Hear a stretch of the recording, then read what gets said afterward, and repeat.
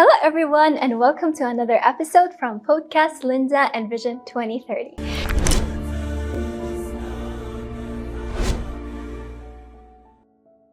So basically, I know that I have been a little bit quiet for long, but school took up my time and I had exams and stuff. But finally, we are here back. But can you guess something? Today's episode is more than special and you're gonna find out soon. So basically, I'm really happy to be here again and I really missed you guys. So buckle up, let's start this new journey with so many important people. And why did I say that today's episode is more than special? Is that because the woman who today I met is my role model, honestly. And she made me believe that words aren't just sounds. They are a tool, a stand for change.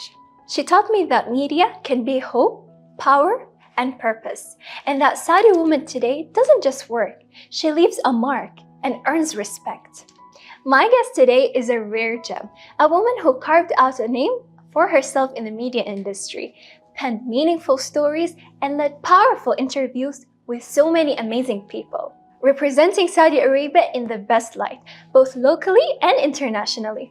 My guest today is the outstanding journalist and media figure, Lama Alhamawi. She is not just a successful media personality, but a thought leader and visionary in a time of transformation. She is the true reflection of Saudi women walking boldly under the light of Vision 2030. She is the calm voice behind powerful messages. She is ambitious with no limits. She is the face of modern Saudi women, confident, passionate, and purposeful. Hi, Miss Lema, it's good to have you here. Linda, it's so good being here. And it's just Lema, it's not Miss Lema. Oh, but my parents teach me to say that every time to anyone who's older than me. Oh, you're so polite. And it's a true honor to be on your show. Oh, thank you. It was actually my dream to have you on my podcast. And alhamdulillah, today you are here. So first of all, let's start from the beginning. So when did you first feel that you belong to the media world? So was it a dream for you or a decision you made? So I've always had a passion for media. Even early on in my career, I always, delved into the world of social media. And I always like to be informed about new modern forms of media. Journalism was always a passion. It wasn't something I traditionally wanted to do originally as a career, but it was always a passion. I always loved diplomacy. I always loved politics. Even growing up, I had a family that was very diplomatically centered. My father was a diplomat. My mother loved diplomacy. Amazing. She was a big advocate for soft power diplomacy. So I think I was surrounded by that early on. Cute. My dad is also a diplomat as well. Yeah. So what was the first challenge you ever experienced and how did it feel to enter this field, the media world, as a young Saudi woman? Oh, so I think the challenges were good challenges. I will say that when I was thinking about this question, I was wondering, what challenges did I face in journalism in my career? I think within Saudi, especially so I mainly work in diplomacy and foreign affairs. And within that sector, Saudi being a superpower and mediating and diplomacy, there's always something to write about. So there's always events to cover, whether it's, most recently we had the Saudi-US Investment Forum or, different forums to strengthen diplomatic relations externally from Saudi Arabia. So there's really always something going on. So the challenge was multiplying myself in order to cover everything that Saudi was leading. So it was a challenge, but also a blessing at the same time. Oh, how cute. Then what was the challenge that you loved the most? Like you felt like it has really taught you a lesson? It doesn't have to be a lesson, but like you loved it. No, I think time management. I think I said, there's so much going on in Saudi. So fun fact, my schedule is broken down in 30-minute increments. So 30 minutes I'm doing this, the next 30 minutes I'm doing that. So I think managing your time, this is something I had to learn very early on. Mm-hmm. How cute, because I had an interview with Liam Stumpy, do you know? I do know him. He, like many people, when they do interview with me, they ask me, how do you manage school and exams? Because at that time I had an exam. How do you manage school and exam and all of these stuff at such a young age? I tell them all the time management. Of course, it's so important. I think learning it early on is one of the best things you can do for your career, whether you're still in high school, elementary school, or even graduating or holding a high level as a government official. It's one of the most important things you need to do. So media has changed a lot from printable to digital. So how do you experience this shift? So from print to digital media, fun fact, I still read the newspaper. I think not a lot of people do, but in my home office, I have all the copies and prints of, the most, the the newspapers I'm most proud of, the stories I'm most proud of that I had a role in playing. Oh. But I also read the newspaper every single day. But I think it's very similar to the transition we're seeing now with AI. With new forms of technology, new forms of media, we have to adapt as human beings. We've adapted historically. We had the printing press, and then with the new technology, coming out computers, we adapted as humans. But printing press is way before my time, but you adapt. So we see people reading the news on their PDF, on their phones, whether it's, podcasting. This is a new form of news, a new form of media that people really like to observe. So we adapt as human beings, we adjust. Cool. Then with this shift, how did you maintain your voice and your presence? I think authenticity, as cliche as it sounds, you present yourself very authentically in who you are and your values and your voice and your presence. I think that resonates with people. Even if new media comes in, we adjust, but we always remain authentic. So this is what we're doing with the podcast, It's a new form of media, but I'm being authentic to who I am, my voice, and my journalistic integrity. I think, as cliche as it is, authenticity. So in the age of social media and fast content, do you still believe that traditional journalism still has a role? Like, is it still alive? Of course. I think traditional journalism will always play a role. I bring in the lens of social media, of course. I'm very active across social media platforms, but I'm also traditionally trained as a journalist. And I think with the widespread of, social media reporting, there's bound to be misinformation, there's bound to be disinformation.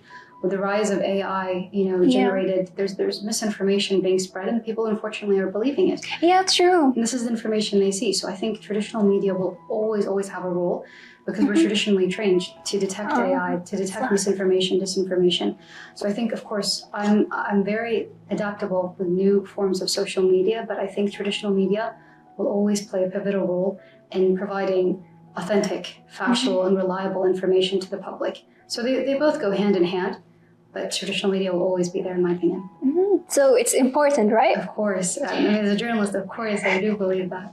Well, then how do you choose the stories you write? Like, what sparks your pen or inspires you to bring up a topic? So for me, I mainly work in foreign affairs and diplomacy. So I work anything reporting with, the Ministry of Foreign Affairs, what they're doing in terms of, diplomatic ties and strengthening diplomatic relations across the world, within the Kingdom of Saudi Arabia. So that's what I write. But, even aside from that, I look for human stories, people-to-people stories. So over the last 4 years, I've worked closely with the King Salman Humanitarian Aid and Relief Center. And that's been one of my favorite things to do. And seeing what they're doing. His Excellency Dr. Rabia reporting on everything he's leading within case relief, the humanitarian missions that are affecting and impacting so many people around the world, led by the Kingdom of Saudi Arabia. So these are human-based missions that they're one of the most passionate things I have in my career in journalism. So in your experience, how has the image of Saudi women evolved? Do you think in the media world? So do you think Vision 2030 had a role in it? Did it play a role? Of course.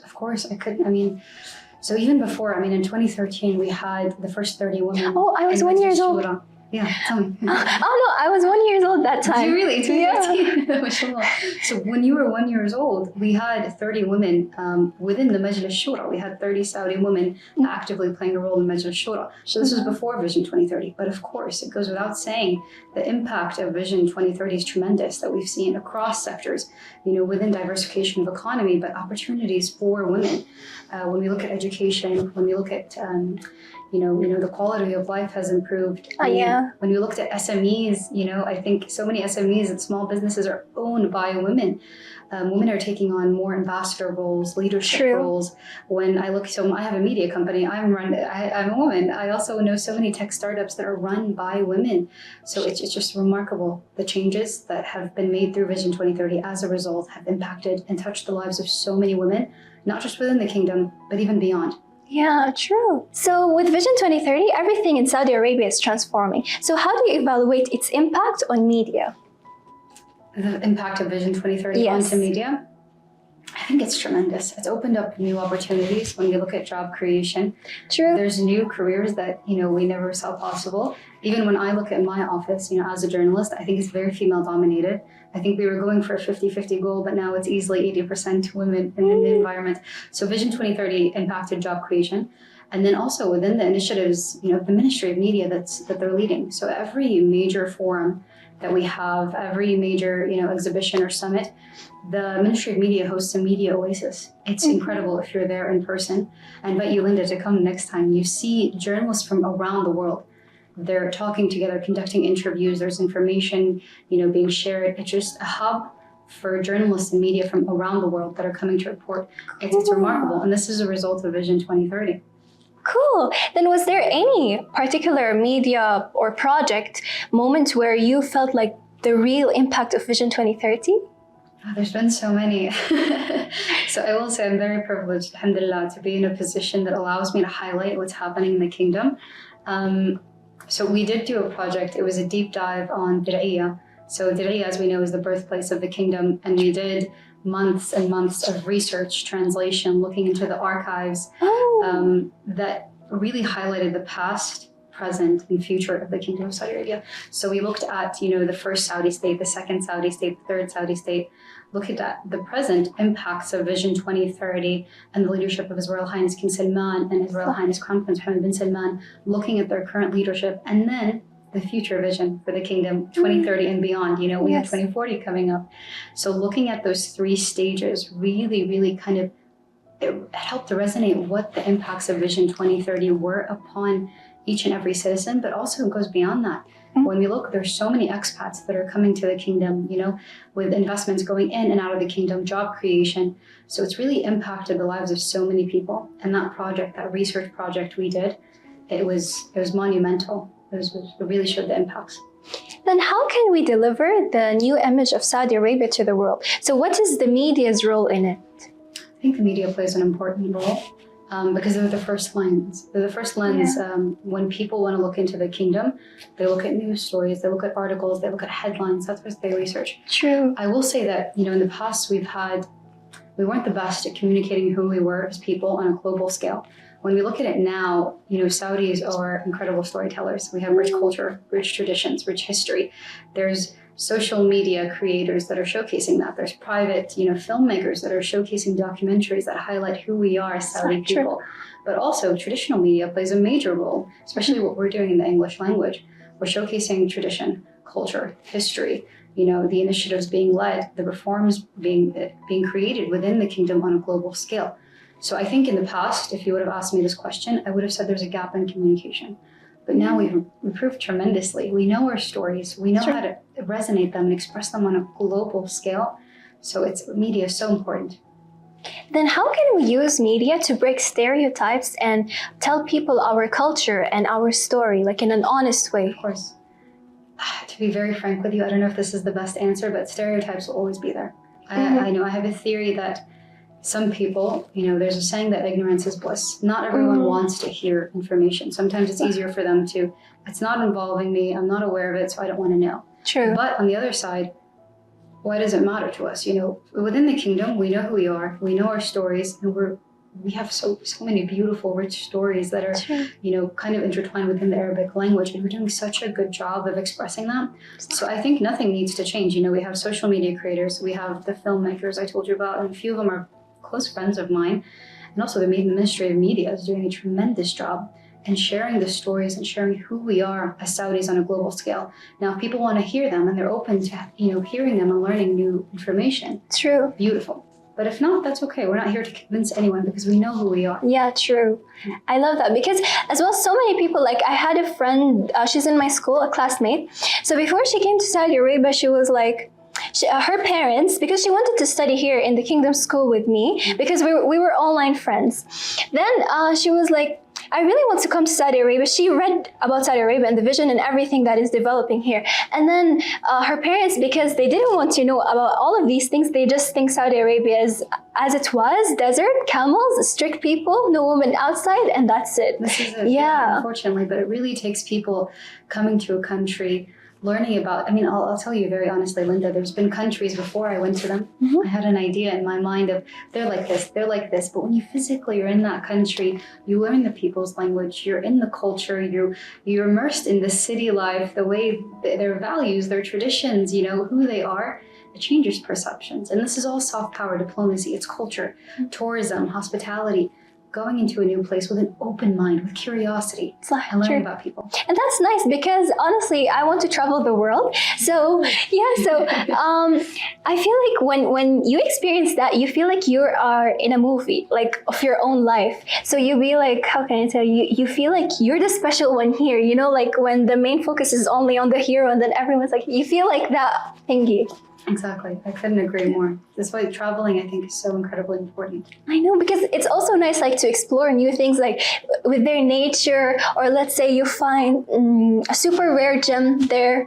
Like, yeah, like maybe their own ministries or stuff they couldn't find, but you found it. Exactly, and those stories stay with you when you discover these, new traditions, new foods. It stays with you forever, and it changes your perception. It makes you, more empathetic. I think the key word I'm looking for is empathy. When you travel and you meet someone, you sit across from them, you learn their language, you eat their food, you discover their traditions. It really creates this empathy and union between you. So I think that, in terms of diplomacy, tourism, travel, asking open questions, being curious is so important in diplomacy. So beyond the cameras, we want to know who is Lema in front of the camera and behind the camera.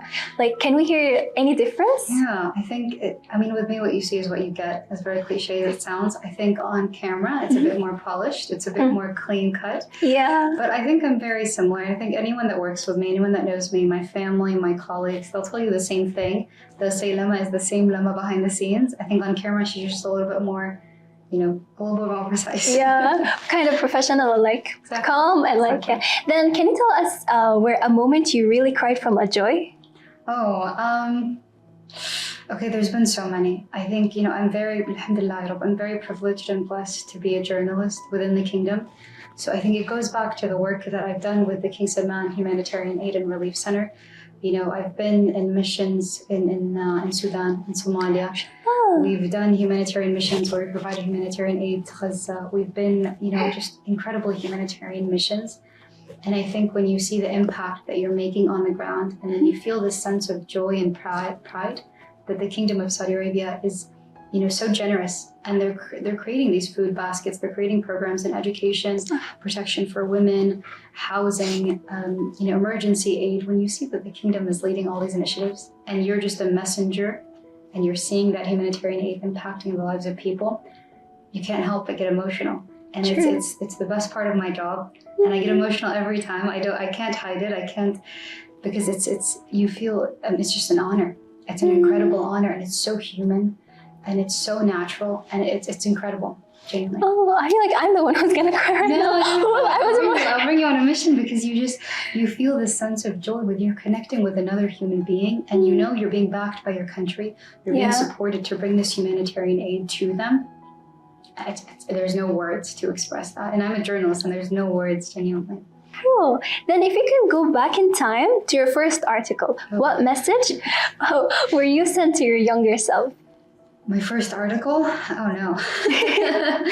It wasn't good. I'm going to be very honest with you. Yeah, every beginning has to be like that. And that's okay. I do want to say, to anyone watching, don't be discouraged if you're just starting out.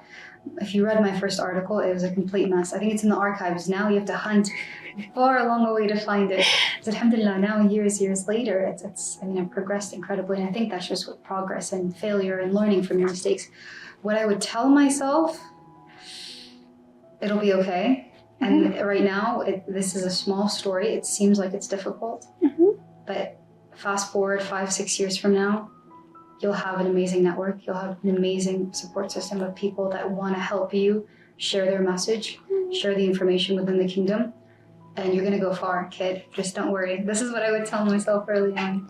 Oh, how cute! I can imagine you when a small version of you, and then the one who you are right now, and you're telling all of Honestly, these. You're gonna be okay. Don't worry. Yeah, you're gonna be okay. Oh, how cute! I'm gonna do that to myself. You have to. I'm gonna write now because I'm young. I'm gonna write for the future, and then for the future, if I'm in that place, inshallah, when I reach that place, I'm going to. Linda, you're gonna go far. Mashallah. Oh, yeah, Habibati, thank you. You're gonna go far. I promise you. Yeah, Habibati, thank you. It's all command from the support of my mom. She always thinks about me. Yeah, Habibati. So, what is a dream that you still haven't fulfilled? Oh, I don't know if I want to say. So there is a dream, but I'm still very young to be able to accomplish this dream. There's remarkable women that are already leading in this sector. I want to go into diplomacy more. I've done diplomacy from the side of journalism, writing about it, covering the leadership that we have, the incredible ambassadors, female ambassadors that we have in the kingdom. But inshallah, in the future, once I kind of strengthen my abilities, learn more about diplomacy, the kingdom's mission, grow my network globally, not just within Saudi Arabia, but globally grow my network from across governments. I would love to take on that role in diplomacy in the future. I know I'm very young, but inshallah, within the next 10, 20 years, I'd love to serve the kingdom on a wider scale. Whoa, we will trust you in this. You can do it. I can, because right now you just gave me the vibe of dreams and passion, and the vibe. It's contagious. Yeah. So if you had the mic to speak to every Saudi girl, and I'm one of them, so what would you say to them? If I had a mic to speak to every Saudi girl, everyone. Oh, this is a big question. I mean, I think I would talk to them for hours and hours, but if I had to summarize it, I would say just do it. Just do it. You have the support. You have the backing from your country. You have the backing from people around you. You might not know exactly who support you have, but trust me, you have the support. Whatever dream you have, whatever initiative you want to chase, if your values are aligned, if you have pure intentions, and you really feel that you're going to add value to whatever it is that you're doing, whether it's a business, whether it's an education, whatever it may be, just pursue it. Pursue it now. Fail a few times. Learn from your failures, because it's only going to get more difficult. I would say just do it, as cliche as it is. And you have the support, you have the backing. Just do it. Cute. Again, I was about to cry. You're so cute. I don't know, because you have my support. If you need anything, Yeah, I was that saying when I really. messaged you originally, I was being very honest, and you're going to go far, inshallah. And I see myself in you a lot. I know I'm very young, but you're going to go far. You have the ambition, you have the drive, you have the passion. Just keep pushing forward. If you need anything, you have my number. You call me. Well, anytime. What is that saying? You're making me cry. Don't make me cry. Oh, right. So basically, you're someone we are really proud of and we really love, and you have received a lot of awards and certificates, and as well you participated in major conferences. So what was one award or certificate that you felt like it meant the most to you? It can be more than one. It's difficult. To be honest, I think early on in my career, I was very happy when I received an award or certificate or anything like that, or a plaque. I mean, I was very excited. I think now, it's wonderful, honestly. I'm very honored when I receive one, but it doesn't matter as much to me. I think what matters now is that voice, the WhatsApp voice message I get from Mama, or the call I get from Mama, or the look on her face when I'm on stage. Or I think for me, that's the biggest trophy, because she sacrificed so much in her life to give me the future that I have. She sacrificed so much that I can't even begin to thank her for. She had her dreams take a backstage for me. Yeah, just like my mom. So, you see, and look how far you're going, mashallah. My mother she loves literature, she loves diplomacy. She always dreamed of being an ambassador. That was her long dream. My mom too, I swear to God. So, subhanAllah, that was Mama's dream. And subhanAllah, I feel like I'm doing what she dreamed of doing forever, because she gave me that support. So for me, that's the biggest honor, that's the biggest certificate, that's the biggest trophy. The fact that I can make her proud and say that, everything you did, it was worth it. So this is my biggest accomplishment. Oh, I really love it. This is so emotional to me. I'm not gonna cry again. So, what was one achievement? It can be more than one achievement that you felt like you believe that it has changed the course of your work. Like the moment where you felt like, I left my mark here. This is my mark. Can I be honest? I think it's the messages I get. To be honest, it's the messages I get on Instagram, the DMs I get, the comments I get, the LinkedIn messages I get from young women, within the kingdom and abroad, that say, I'm so proud of you, keep going. Because of you, I want to do media. Because of you, I want to be a journalist. Because of you, I'm starting a podcast on my phone. And that for me means I'm leaving a lasting impact. The world is short. I might not be here tomorrow. We might not be here tomorrow. But the fact that I inspired someone, helped someone, educated someone, that means the world to me. I don't need anything else, quite literally. And that's, the intention I had with starting a podcast with discussions. If I can leave you with something in this world because I might not be here tomorrow. The world is fleeting.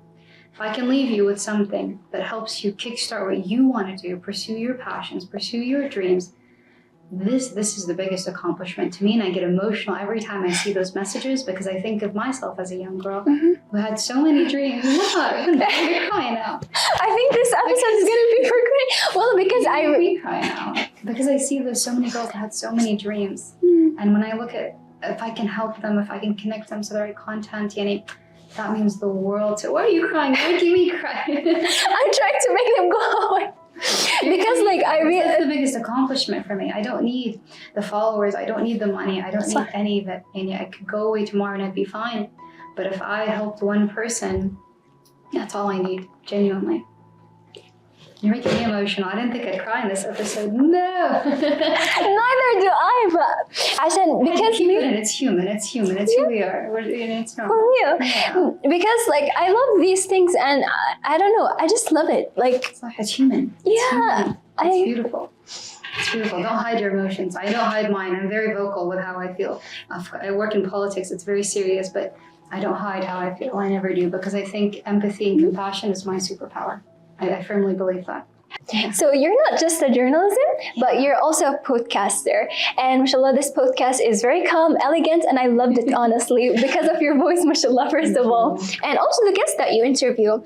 So can you tell us the beginning of this podcast and why did you choose to do a podcast? Yeah, so with discussions, there's so many different reasons. I think it goes back to providing something.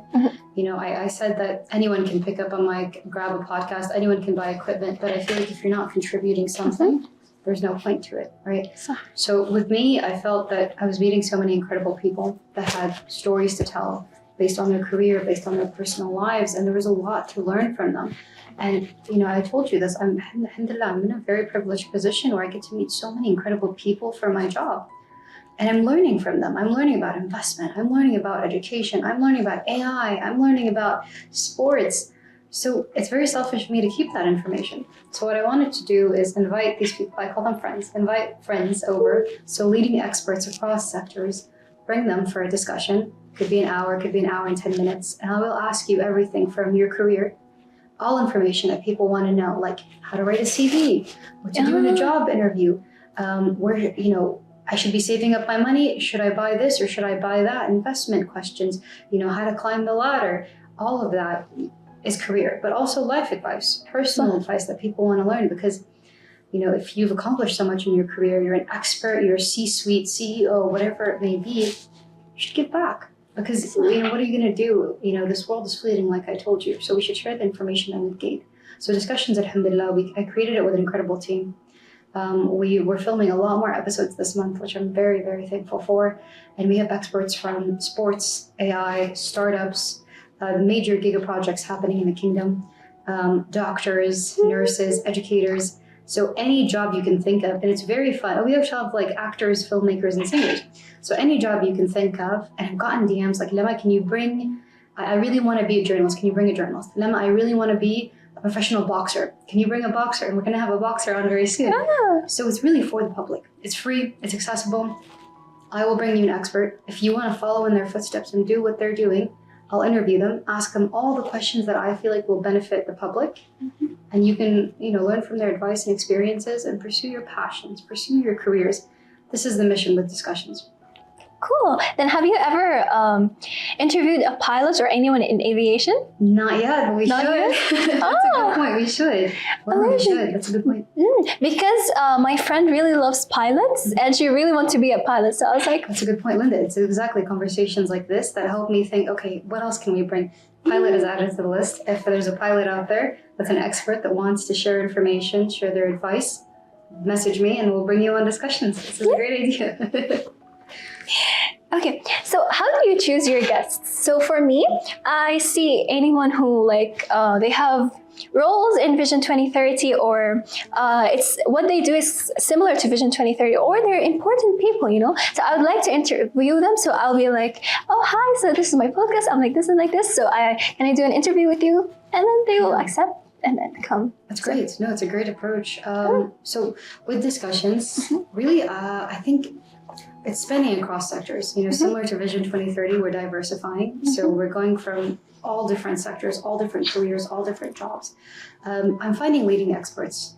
But not just leading experts, someone who's been doing this career for a very long time, they feel like they have the knowledge to share. But at the same time, I'm approaching people that I think want to provide information to the public. They want to help other people. I'm not just going to bring on a famous person who's successful, because if I interview them and they don't really care about helping other people, they're just going to answer yes, no, no, maybe. Do you get what I'm saying? But if I bring someone who's like, Lema, I've worked really hard, I've learned so much in this sector, and I want to pass it forward. Come to discussions. I'll interview you, we'll share that information to the public, and it can support so many people, whether they're in high school, internship, university, or they want to change career paths or, change new things in their lives. It's going to help them so much in bringing an expert. So really, we're looking at all sectors, we're diversifying, but I'm sitting down with these people, and I feel like in their heart, if they're genuine, and they want to support the public, support the youth, support new generations, I bring them on discussion. I love the way. It's nice, honestly. Then, okay. So the next question is, if you had to choose the screen or the mic, which one will you choose and why? That's interesting. If I had to choose the screen or mic, oh, I want both. I don't know, it's a little selfish. The screen or the mic. I think screen, because I'm so used to social media. I'm so used to, broadcasting. I'm so used to like video content. So I think I would lean more towards the screen, but I think also the mic, podcasting, radio has a very important role to play as well. So I think it's a balance. It's a balance for me. Then what is your future vision for your podcast? Like, what are you aiming to do? With discussions, we want to grow it. We want to expand into multiple languages, because the whole point of it is if you're bringing this rich information, you want to spread it as far as you can so more people can benefit. Sure. I firmly believe this world is very difficult as it is. So if I can give you the upper hand, if I can support you with information in any way I can, I will do so. So I think we want to make it inclusive. So that means multiple languages, major languages around the world that people are speaking, spreading it across platforms, making it more widely accessible for people. And I think that starts with multiple languages. That's step one. From there, bringing on multiple guests. Who knows, maybe in the future, we do community outreach. We create more opportunities, for internships for the youth to come in, participate in discussions, learn from discussions. I think for me, like I said, alhamdulillah, in my career, I had people that supported me. So I feel I have a responsibility to do the same for future generations. I know I'm only 26, I'm very young, but I know I have a role to play in helping your generation, my sister's generation. They need support too. I'd sit it on discussions. It's a very cliche theory, but I have two hands for a reason, right? One is pulling myself forward, excelling in my career, new accomplishments. And the other one is reaching back to support the next person in line, the next person that wants to be a podcaster, the next person who wants to pursue media, journalism. We all have an important role to play in helping each other, as a community globally.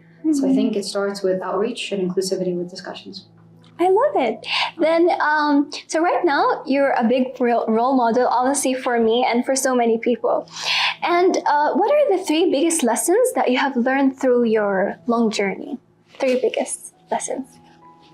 Firstly, saying role model is the biggest honor. And honestly, I'm saying that actually, like out of the script, honestly, you're my role model. I don't think I'm there yet, but inshallah, it means a lot.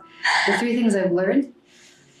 I think patience has one. I'm still learning patience. For me, I'm patient with my team, of course. Yeah. But with myself, I'm not patient. I always think, Lema, you could do more, you could do this, you could do this. So I put a lot of pressure on myself, but I know I can perform.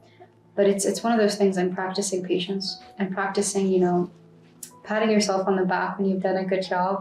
For me, I have this theory that every time I unlock a new door, which is like a new accomplishment, new career goal, I'm looking at how to unlock the next door. I'm looking at how do I unlock it? What do I need to do? I'm not stopping to look around the room and say, I made it in the room. I'm not doing that. I'm looking at the next thing. So this is one of the things I need to learn, how to pat myself on the back. And this is a lesson that, I think everyone should realize. I think with Riyadh is very competitive. Even the city we live in, it's always go, go, go. What's the next accomplishment? Who did this? Who did that? Be content with what you did, because you're human. This is your first time living. You've accomplished so much. Just be proud of that in the moment, and trust me, the rest will come. So this is lesson 2. Lesson 3 that I've learned, learn communication, I think, and not languages, not like a communication meaning how to connect with a human being. I think this is one of the most important skills, regardless of what sector or career you go into. Learning how to communicate, connect with people, on a human level, I think is a skill that a lot of people are lacking, especially like Linda, you have this skill very naturally. Oh, thank you. But this is a very important skill, connecting with human beings. So patience, patting yourself on the back when you did a good job, giving yourself the gratitude that you deserve for doing what you did. You got up today. That's a huge accomplishment by itself, Annie. And also communication, learning how to connect with people on a human level. These are the 3 lessons I've learned, and they're the most important lessons I would say in my life and career right now. I'm gonna write this in my quotation book, so my fans know that I have a quotation book. I write whatever I feel these words meant the most to me, so I write it in my quotation book by who. I love that. It's beautiful. Thank you. So Saudi Arabia right now rapidly changes really fast. So how do we get to hold on into our values and our identity? How? Of course, I think, it's very funny. We're speaking in English now, but I think values and traditions, it goes back to languages. Holding on to the Arabic language. Yeah, true. It's true. So for me, I grew up predominantly in the US, right? So Arabic was always the first language, but I was used to speaking English most of the time. So this is still something I'm working on, advancing my Arabic to make it as perfect as possible to where I can communicate with anyone. I think knowing our language, understanding our language is so incredibly important because we're the storytellers of our past, our traditions, who we are as people. So I think holding on to our language, holding on to our cultural traditions, who we are as people is so incredibly important. And it's never too late to learn. I will say that. It's never too late to strengthen your language skills, whether it's Arabic, English, Spanish, whatever it may be. There's no age limit to strengthening your abilities in communication. But I think holding on to our cultures, our traditions, our values, who we are as people, and our language, this is how we maintain our authenticity in the growing kingdom. And I will say Saudi Arabia, the Heritage Commission, the Ministry of Culture, the Saudi Artisanal, I think, is it Artisanal Society, I'm trying to remember, they're doing an incredible job of holding on to who we are as people, holding on to our values, and then upskilling and teaching the next generation. Yeah, as well, me too, with the Ministry of Heritage. So basically, it was in 2023. Do you know Princess Taj, Amira Taj? So basically, they found in her grave a lot of gold stuff, like even a mask made of gold for her face. So they found it and they were studying for it. The Emir Sultan bin Salman, he was also studying that thing. So I was there to act as the girl. So I was wearing her stuff, not a real one. Yeah, like a costume. Yeah, costume with the mask and everything. And I was telling people about her story and stuff. So I was imitating her. That's so interesting. I have to see that. Oh, that's cool. But it's true. It's those things like that. Those. Reenactments that really hold on to culture and history. And then you being in that position, being in that role, and people watching you, they start learning about it. They start telling people, their kids, the next generations. So I think, like you said it yourself, this is how we maintain who we are as people. We pass it on to our children and their children. And I think most importantly, our values as Saudis and who we are, our values of generosity, empathy, and they're visible in what we do in diplomacy. They're active in everything that we do as people, as governments. So I think passing those lessons on to our future generations is so important. Cool. So right now, this is the most part that I'm excited for, is the rapid fire questions. All right, so you have to answer really fast, all right? Okay. Anything comes to your brain, just answer. So the first question says, what headline would you love to see on tomorrow's front page? I think diplomacy prevails. I think especially with what's happening regionally, diplomacy prevails, diplomacy wins.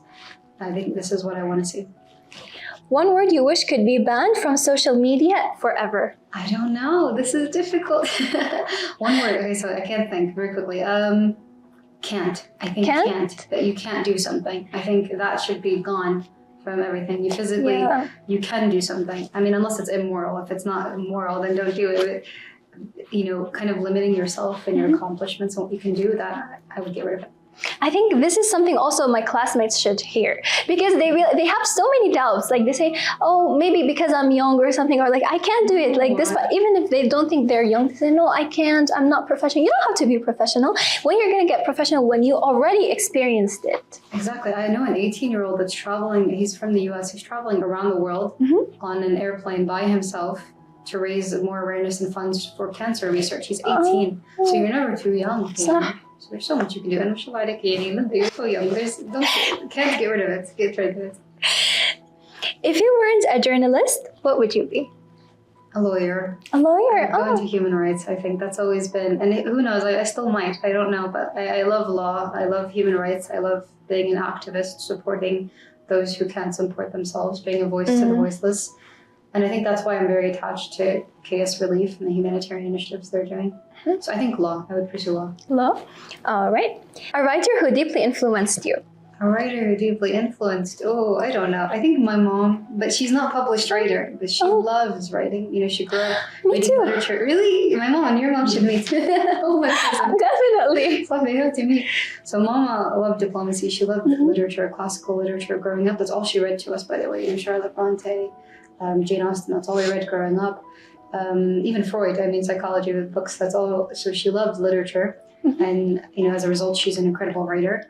But she's not published. I'm going to help Mama get published. We're going to write her book one day. And so, Mama, honestly, that would be... I'll be the first to support you guys. Oh, thank you. Likewise, likewise. And then, a question someone asked you that left a mark. A question that someone asked me. And then they left a mark. Deep mark. I think I was asked recently, what's your purpose? And it was a really wider question. It was like, Lema, why are you doing what you're doing? And I think for me, it's two parts. You know, I believe we're here to serve. This is our job. You know, obviously, you know, within Islam, we follow Islam as closely as we can and doing good. And I think my job is to serve. It's to give back. That's my passion. It's always been my passion growing up. And my mom taught me that from a young age. So I think what was your purpose was a really wild question. Yeah. And I realized it was to serve. Oh, right. Then a smell that takes you back to childhood. A smell. Do you know what it is? So I grew up in Texas, right? So we had a lot of like fields and grass and lakes.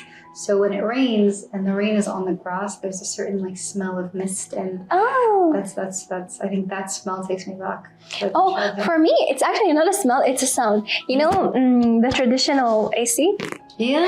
Oh my God, the boxes. You know, it takes me to my grandma's house. I always, every time I hear it, it reminds me of it, It does remind me. And then, your first and greatest inspiration. My first and greatest inspiration? No, it has to be Lama. Lama she's an advocate for so many people. You know, even growing up in Texas, she had so many community outreach, you know, initiatives that always supported those that are less privileged. Every opportunity she got, she would help people. And if she had 10 riyal to her name, 8 riyal would go to someone else, 5 riyal would go to... She was always, if she always believed that, you know, if I have a little, I give a little. If I have a lot, I have a lot. So watching her growing up, and she's this incredible businesswoman, mashallah. She's very driven, very hardworking. And I remember, I think this is why I fell in love with diplomacy. I remember growing up in Texas, she would invite all of our neighbors and she would like teach them how to make kebsa, or she'd show them how to make sari. And she was like, this is our culture, this is who we are. So she always had that soft power diplomacy. Watching her at a very young age, you know, her drive, her mission, her love for service, and, you know, supporting those around her. I think that really impacted me. And it wasn't just listening to her say these lessons, it was watching her physically do them. I think that made me into the woman I am today, and I owe her everything, honestly. Yeah, I feel like the way you're describing your mom, I feel like I want to, when I grow up, or even right now, I can explain my mom the way you're explaining your mom. Yeah, and I can tell, you know, from who you are. Anyway, our parents impact us so much. And people don't realize this, you know, as parents, you know, I'm not a parent, yes, but inshallah I will be. You learn by observation, not just by listening. You learn by observing. Actions do matter as well. If you could write one article for the whole world to read, what would its headline be for the whole world? One headline so if I could only write one article, one headline, I think we, the Saudi people, I think that would be beautiful. And it would be an in-depth article that would be months of research, researching the different villages, different cities, different traditions that every province has, and highlighting the stories of Saudis, breaking it down from ground level. And it would be a very long article, I imagine 10,000 words at least. But that would be it, we the Saudi people, or who are the Saudi people. Oh, that's really nice. Now we finished from the whole rapid fire questions. Now you can think peacefully. Okay, So honestly, thank you first of all for all of your answers. I really loved them and they really left deep mark in me because you saw me, I was about to cry. No, so was I. No, but thank you for having me. Your questions were wonderful. Thank you. And as well, so this is a question I always ask my guests. So if you had to say something to the Crown Prince, what would you tell him? Like upon everything he did, Vision 2030, youth empowerment, women empowerment, everything he did. It's a very difficult one. I think, I would be very honored to even extend a message to His Royal Highness Crown Prince Mohammed bin Salman. But it would be thank you. And it would be your drive, your mission, your passion, your hard work has impacted the lives of so many people. Not just the millions within the kingdom, but it has touched and impacted the lives of so many beyond. And even His Royal Highness King Salman, what he's done with the King Salman Humanitarian Aid and Relief Center, it has impacted the lives of millions globally on a humanitarian level. It has changed the trajectory of their lives. So our two leaders, His Royal Highness King Salman and His Royal Highness Mohammed bin Salman, I think my message to them would be thank you. It's very simple. Yeah, but it means a lot. It means so much. Yeah. Truly. Well, every time when I hear the answers for this question, it really reminds me of how great our country is. And honestly, as a youth, it reminds me like how he opened for us a lot of doors, like that if he wasn't here, our dreams would be a lot harder to chase and like to chase our dreams. For sure, yeah. Yeah. So I think alhamdulillah. It's a beautiful question as well. Yeah. It's a beautiful question. It's very touching. Thank you. So thank you very much, Lama, from the bottom of my heart. And my dream was fulfilled. Alhamdulillah, I had you in my podcast. And your answers are really beautiful, just like you. And your voice, mashallah, tabarakallah. So thank you very much. Linda, it goes without saying, you are incredible. Mashallah alayki, the way you hold your interviews, the way you carry yourselves. Yani, you're going to go so far in life. Thank you. Your vision, your compassion, the way you connect with people in this podcast. I'm so proud of you. Allah yahfazak ya Rabb. Mashallah alayki. I'm so proud of you. You're going to go so far. If you need anything, let me know at any time. And I'm really proud of you. Thank you very much. And I think right now you are not just a role model for me, but for so many young girls and boys, all of them. And your podcast is really amazing. And I love watching it actually. And you should also definitely watch it because it's, first of all, full of information and purpose as well. So I really love you very much. Thank you so much. Well, it means the world. Likewise. Thank you. Thank you. And here we come to the end of our episode. Don't forget to like and subscribe and see you in another journey.